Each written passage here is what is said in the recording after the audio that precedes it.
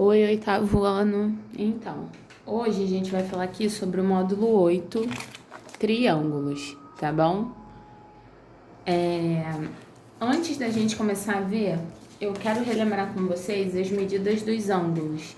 Eu lembro que alguns adolescentes ficaram me perturbando, perguntando, porque não lembravam. Então, eu vou colocar aqui. Eu quero que vocês pausem o vídeo de vocês e copiem, tá? No caderno.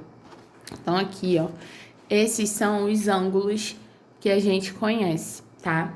Eu tenho o ângulo nulo, que é 0 graus. Tá vendo que ele tá fechado? Ele não abriu. Quando o ângulo mexe, a gente faz essa curva aqui, ó, indicando que foi o movimento que ele andou. Se por um acaso tivesse uma linha reta e não tivesse curva, só com uma setinha, é como se o ângulo ainda tivesse fechado e ele não tivesse andado.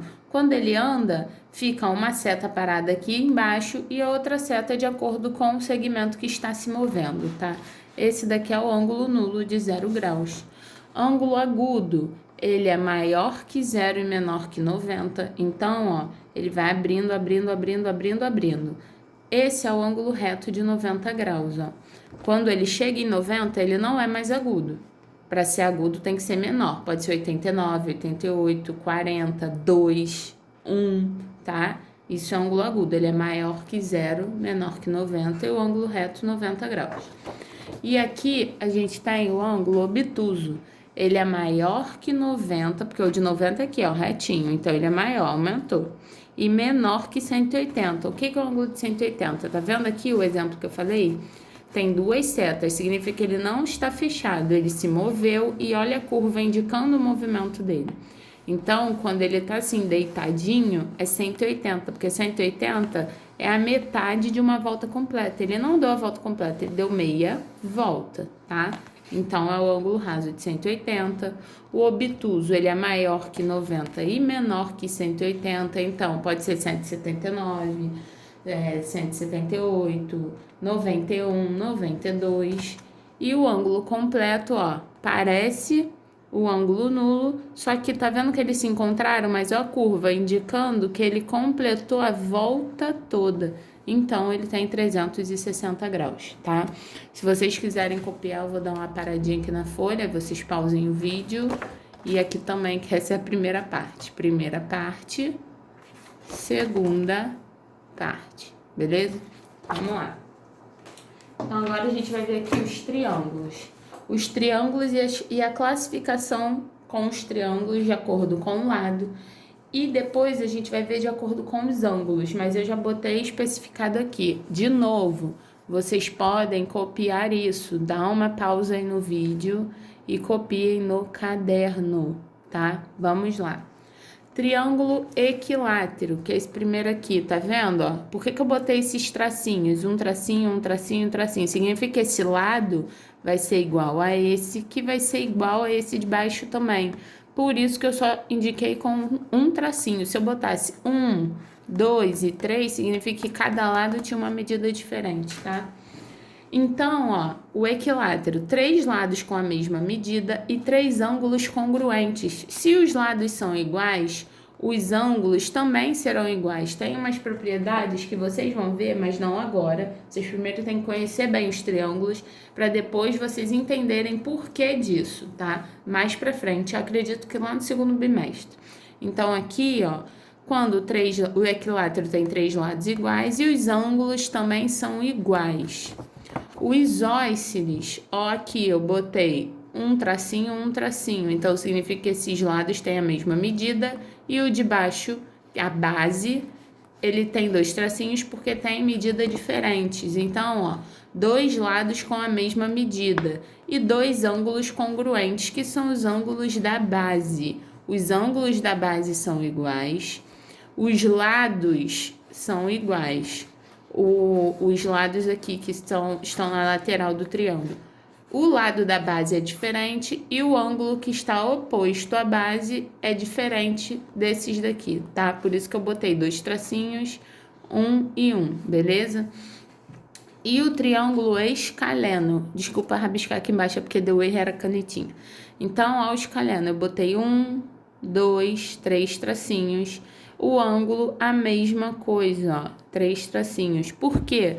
O escaleno, ele tem 3 lados com medidas diferentes e os ângulos internos também são diferentes.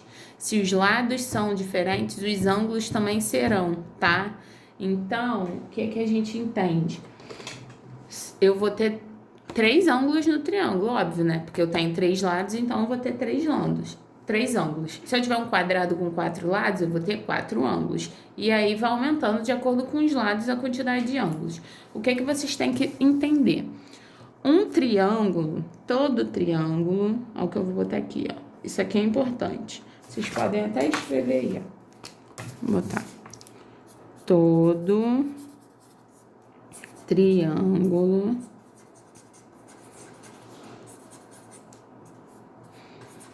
a soma dos ângulos internos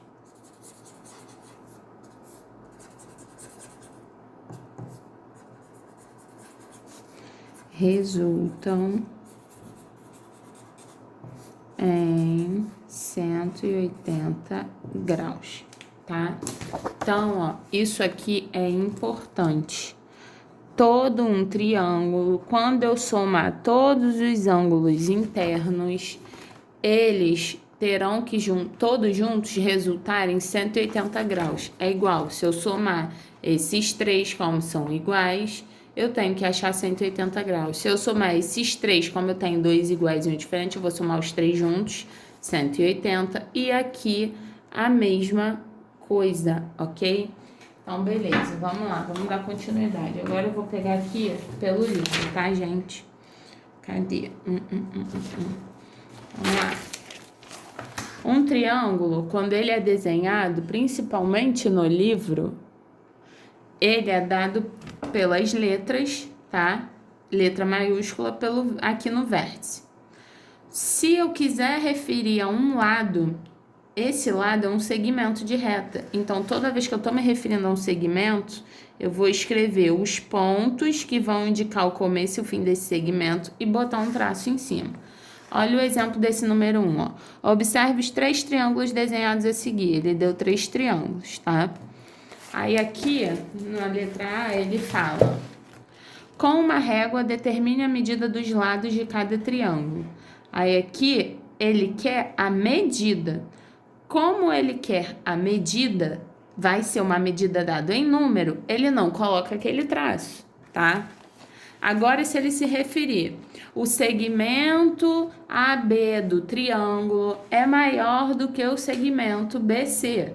Então, ele vai escrever o segmento, ou ele vai escrever o AB com traço em cima, que aí você vai saber que é o segmento AB é maior que BC com traço em cima. Quando ele está indicando o segmento, ele coloca essa barra. Quando ele vai indicar a medida, não coloca a barra, apenas a letra maiúscula. Então, aqui, vocês vão medir com a régua, tá, gente?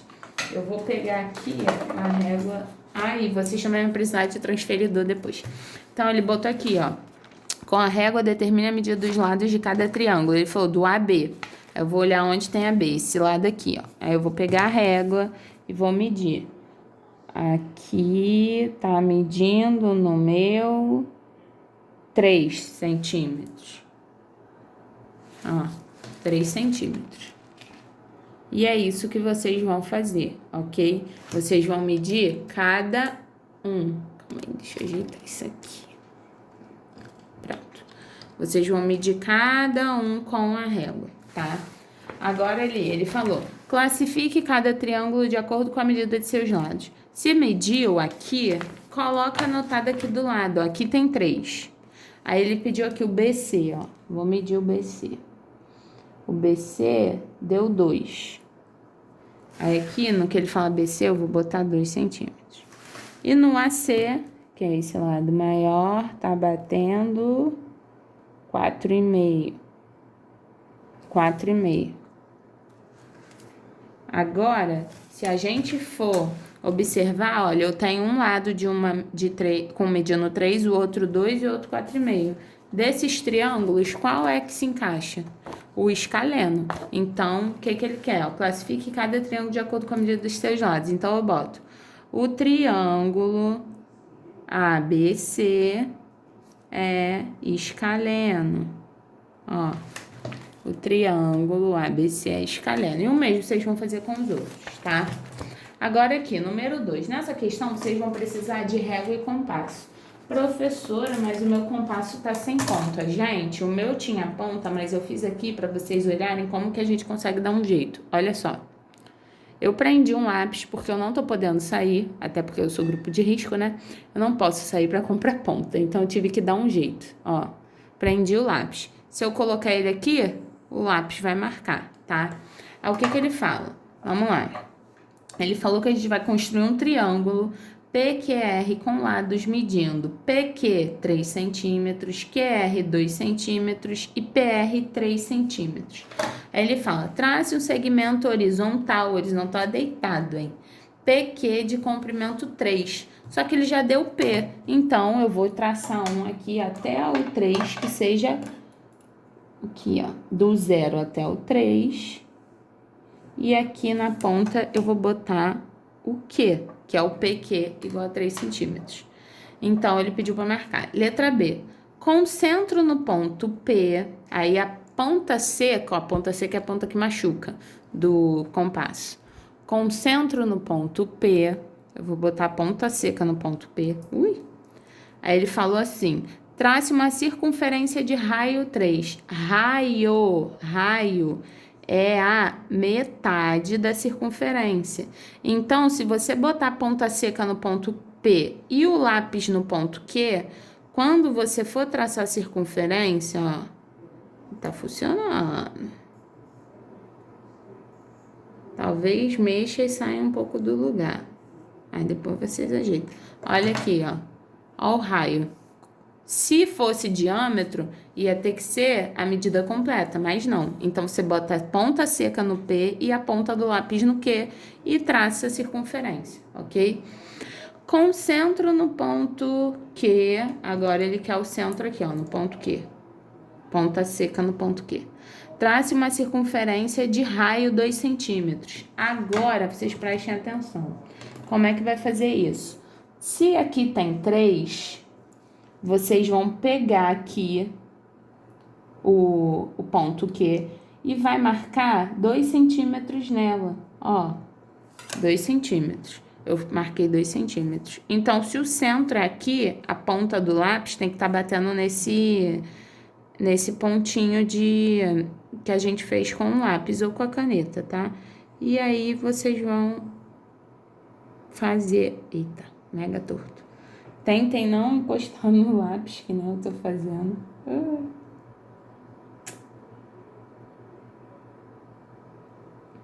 Tá, gente, não foi perfeito. A gente tá fazendo o que a gente tem em casa, tá? Aí ela pediu pra traçar uma circunferência. Aí tracei. Uma circunferência de raio 2. Essa circunferência menor, o raio dela é 2. Se fosse o diâmetro, ia ser 4, porque aqui também vai dar 2.